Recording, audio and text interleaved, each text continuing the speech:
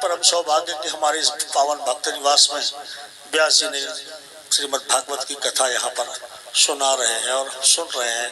हमारा श्रीमद् ये भक्त निवास अत्यंत पवित्र हो गया, हम धन्य हो गए। आप सभी लोग बहुत दूर दूर से आए हैं यहाँ पर। सभी के मन में जिज्ञासा है कि अमरकंटक अमरकंटक अमरकंटक है क्या। इसका नाम है कलिंग देशे तो पश्चाते पर्वते अमरंगटे पुण्यास त्रिषु लोकेषु माननीया मनोरमा। स्कंद पुराण के रेवा खंड में अमरकंटक का स्थान का पता लगता है, वहां का वर्णन प्राप्त होता है। तो उसमें लिखा है कि कलिंग देश के उत्कल के प्रदेश के उड़ीसा के क्षेत्र के पश्चिम के भाग में जो है एक अमरंकट नामक पर्वत है, जहां से अत्यंत अनेकानेक सिद्ध मुनियों की ऋषियों की तपस्थली है। स्वयं देवादिदेव महादेव ने यहाँ पर तपस्या की है। इसका नाम है अमरंकटम। अमरा नाम देवानाम कटिनाम समूहा नाम नमृत्येति आशा मरा सा अमरंकटा। जहाँ ब्रह्मांड के समस्त देवगण एक साथ निवास करते हो, तपस्या करते हो, तपस्या रत रहे हो, तपस्या रत है, ऐसे स्थान को अमरंकटम कहा गया है। अमरंकट अपभ्रंश होकर के अमरकंटक हो गया। तो इसका भी शाब्दिक अर्थ है, ये अमर भी है और कंटक भी है। अमर भगवान शिव का नाम है, देवताओं का नाम है। देवताओं को अमर कहा गया है क्योंकि उन्होंने अमृत का पान किया, इसलिए अमर।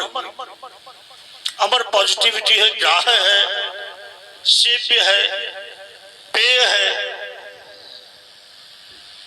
और कंटकत्व त्याज्य है, कष्टकारक है, पीड़ादायक है। कंटक मतलब होता कांटा चुभने वाला, पीड़ादायक है, कष्टकारक है, असेप्य है, अग्राह है।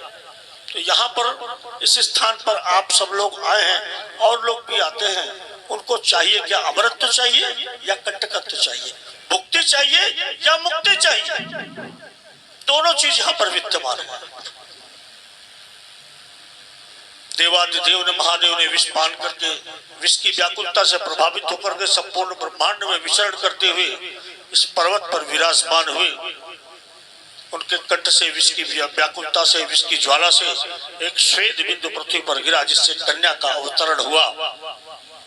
भगवान शंकर उस कन्या का नाम नर्मदा नाम रखा।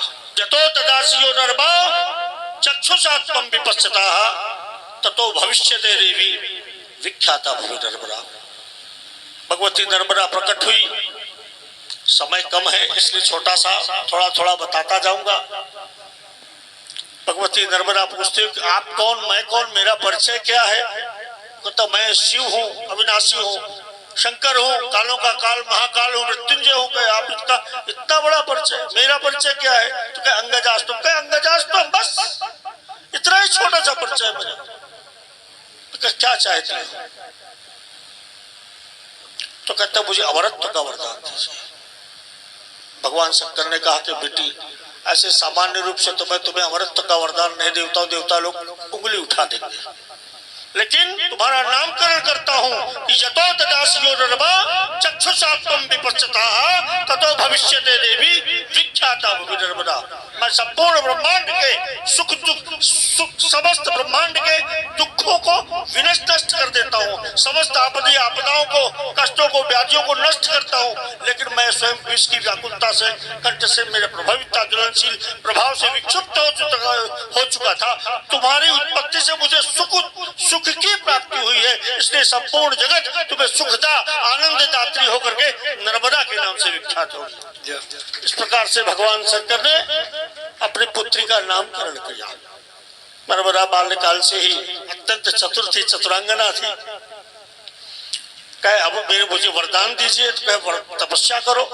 भगवती नर्मदा ने सिर्फ वायु का आहार करके 10,000 वर्षों तक इस पर्वत पर कठोर तपस्या की। उस तपस्या से संपूर्ण ब्रह्मांड में हाहाकार मच गया।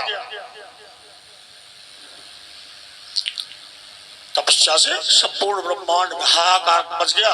देवताओं ने प्रार्थना की, हे महादेव, मैं कल पर्वत पे मेरी कला अर्थात आपकी कला से जो उत्पन्न हुई जो कन्या है, कोई कन्या इस मैकल पर्वत पर, इस पर्वत को मैकल पर्वत भी कहा गया है। तो मैकल पर्वत पर एक कन्या जो है हजारों वर्ष से तपस्या कर रही है, आप प्रकट होकर के उसकी तपस्या का वरदान पुण्य फल प्रदान कीजिए, अन्यथा ये संपूर्ण पृथ्वी रसातल में प्रवेश कर जाएगी। विद्युत पुंज समाभाषा ज्ञान यज्ञोत्पवीतिनी, नर्मदा का वह स्वरूप जिसको देवता लोग देख चका शास्त्र सूर्य एक साथ जैसे चमकते हैं, आंखों के सामने कुछ दिखाई नहीं देता, इस प्रकार से नर्मदा तेजों से व्याप्त थी। सबसे विभूषित साक्षात शंकरी रूप में जो है नर्मदा तपस्या करे थी। शिव की अंश है ना, तो शिव का स्वरूप तो दिखाई देगा ही, शिव के समान ही। देवता लोग भयभीत हो गए, महादेव से प्रार्थना की। महादेव ने कहा कि देखो भाई सोचो, सोच लो, मैं तो सबको वरदान देता हूँ, वो तो सिर्फ वायु का आहार करके तपस्या कर रही है, उसके सामने प्रकट यदि होगा तो वरदान मांगे तो फिर रोकना नहीं मुझे क्या जैसा भी हो, अभी तो अभी हमारे प्राण को रक्षा कीजिए। देवता लोग जल्दी भयभीत हो जाते हैं कि हमारा सिंहासन कहीं छीन ना जाए। तो देवताओं की प्रार्थना को सुन करके महादेव अवतरित हुए, प्रकट हुए। अब पुत्री से जो है नर्मदा को वरदान मांगने का, हे पुत्री वरदान मांगो। नर्मदा ने कहा पिता तुम जगदाधीशो किमत्र मायात किमत्र चित्रम, हे पिता आप संपूर्ण जगत के अधिष्ठात्र देवादिदेव महादेव है, जगत के कल्याण करता है। मैं संपूर्ण जगत के लिए कल्याण के लिए जो भी उचित हो, जो भी श्रेष्ठ हो, वह सभी वरदान मुझे आप प्रदान करें। भगवती नर्मदा के वचनों को सुन करके महादेव कहते हैं समुद्रा हसरताम सर्वे कल्पे कल्पे क्षयम गता सप्त कल्पक क्षय सीढ़े ना अमृते तेन नर्मदा। समुद्र सरिताएं नदियां कल्प का जैसे ही परछाई होगा, परिवर्तन होगा, सभी समाप्त हो जाएंगी, पृथ्वी को छोड़ करके स्वर्ग में निवास करने लगेगी। लेकिन हे पुत्री सप्त कल्पक क्षय सीढ़े ना अमृते तेन नर्मदा, तुम नम्रता होकर ना मृता होकर के मृदा कभी नहीं होगी, ना मृता रहोगे। जो है इस प्रकार संपूर्ण ब्रह्मांड में सकल्प कल्पांत वहा होकर के नर्मदा के नाम से विख्यात हो।